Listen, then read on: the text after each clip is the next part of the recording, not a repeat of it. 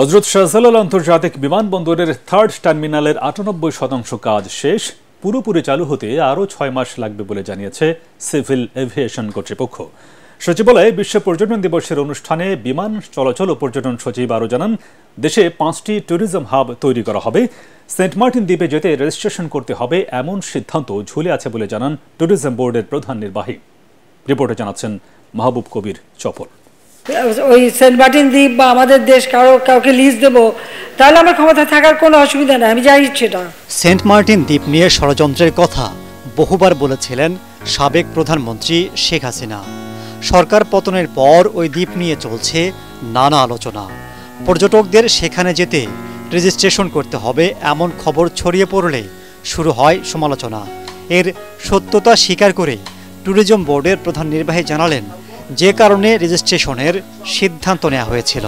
দুইটা বিষয় আমাদেরকে দায়িত্ব দেওয়া হলো, যে প্লাস্টিক ফ্রি সেন্ট মার্টিন করা আর হচ্ছে রেজিস্ট্রেশন চালু করা, যে একটা নির্দিষ্ট পরিমাণ ট্যুরিস্ট সেখানে যাবে একদিন, তো সেই পরিমাণ যখন হবে তখন স্টপ হয়ে যাবে রেজিস্ট্রেশন, এরপরে যারা হবে পরের দিনে।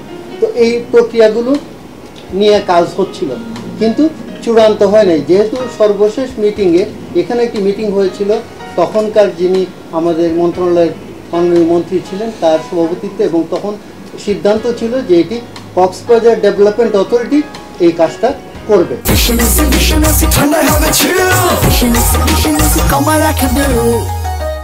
চলমান পরিস্থিতিতে দেশ বিদেশের পর্যটকের সংখ্যা কমেছে জানিয়ে এই খাতের উন্নয়নে বিভিন্ন পরিকল্পনার কথা জানান পর্যটন সচিব। ধীর গতিতে হলেও বাংলাদেশের পর্যটন শিল্পের অগ্রগতি হচ্ছে।